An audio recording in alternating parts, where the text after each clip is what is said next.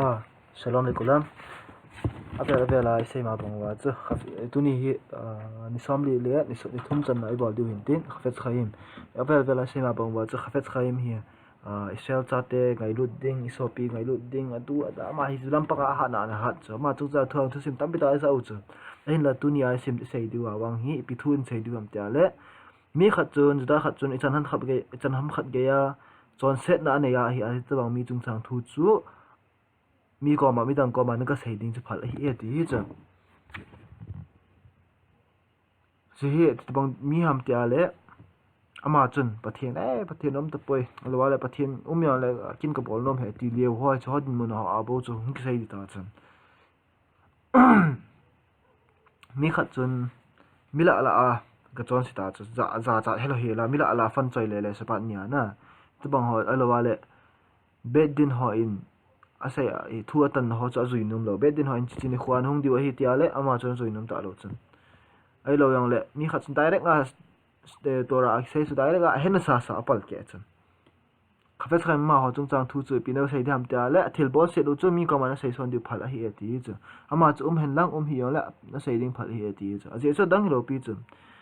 jinam tia le rasa khat chu ding do a e hola khona ding do a an dong din do phana cha din do ngama hi ala rasa khat chu e hola e ho yo ama khana ama I do na chu din do zo ngai we ti chu hi chu ho thil phalo ho ven a din do zo lo wa hi ale khafet khem in e lu chu idin do zo ngai wa hi in ti cha I thip mu chu midang se se na nai thip mu chu chon phat nai chu ai lai chi pa thil set bola ku nai thip wa chon phat nai hi be zeng in he ti chu chi ta bang chu isungwa cancer sa a ki khan sa ta bang cha hi e ti chu khafet khem in e hi lu wa pi sem ta le asa khat chun thil se abol hi dam bol lo hi dam ta thil bol khat se ham phalo ham apa am ti pas ne het chen lawa hi ale aphalo hi mo mo te na gel pianga e ti chu I sung sang thu do la hi he diu khat chu I ti la ya sei wi avel na sei kit le han mi khat chun pura juda hin kho na mang khalo juda ji ma thu le mala thu le lai ma na he khalo chung chang thu do sei wi lo bi chu hin la hoi ta e sli kha tinok shinish ba ki tin tinok shinish ba bi ham ta ramba min mi khat chu te ka ba holocaust la ya chu use tam ta na ki that u chu chlai khanga chapang ho chu ana hin do na thei di wa jen te lo ko ma azu do loi pi loi ta pe do loi tim sen na mu chu ama ho chu judai ji ma hi lam yo ki het lo alwa le juda sa kho mo na het pha lo chu ti ta bang ho chung thu la chu a hi poi ti chu a ji chama ho het lo a chong chu chu ama ho chung chang thu do la phalo wa na ka ho lim kha hi ale kha special ma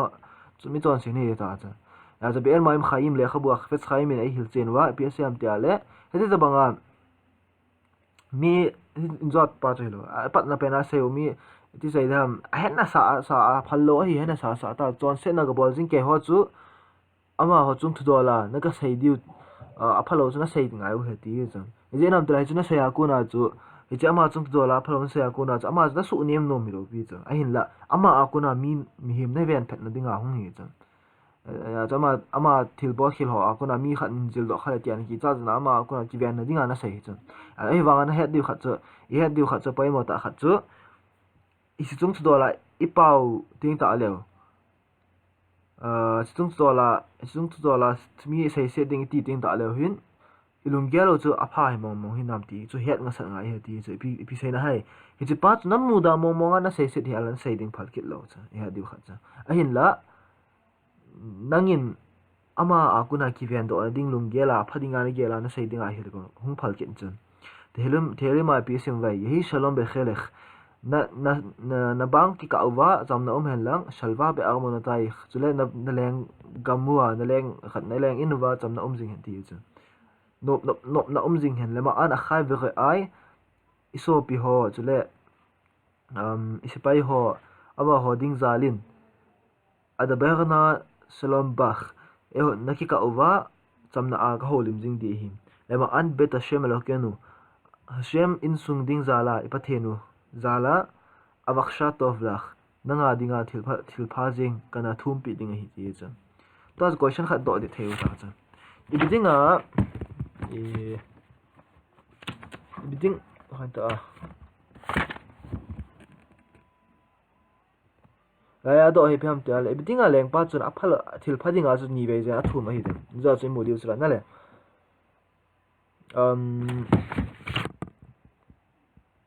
apat na khabe chamna thu se ya yi shalom be khalek te aban an sai kin na chu le man khaber ai dban shalom bakh ni ve jan shalom ti chu bola ni ve jan chu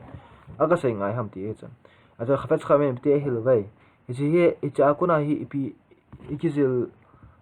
chung tu la kuna hi ipi ikizil do di ham ti ale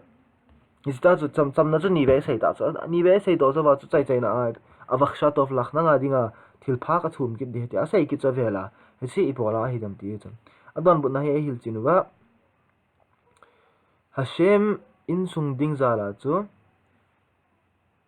at poi mo pa chu chamna pa chu hi ta poi a hin la a chaina a tof a phading pa ro chu poi mo zo hi ati chu adi zo hin a pha zo hi ati chu a chu khabe ve ting ta le mi e ho ki ka thil phalo hin podo gu lagaw lampang ta asalam ma the palo hin podo gu ha kuna chu ama ho do na chu til thu sai te te ngai he ti chu ama ho kuna ki vian the dinga iti chen bol ting ta le Hashem in sung chu ilam kai pau ipa the no I chung nung pau ibu pau a in sung chu hoi ta chamna hung thei ding iti siteng ta asan ho ka Hashem pin ha chu hung thei ding he ti pa chu tu ni a kuna in jil do hin ten pai mo ta hin tu ne jil do pau chu hoi ta ikimel che diu chu hin tin se khil se ram le ngai dong kan tumin se to yo si chu asun ki sun cha chu ile do hin ten chan chu hin tin Hashem in bai bo hin tin alia le le theya dammo na ne yo si tam na nei theiwa ti chu thei ni Hashem in vai bo pi che ta no le se do yo si chu to ta koi chen di vin vai bo pi che ta do da ba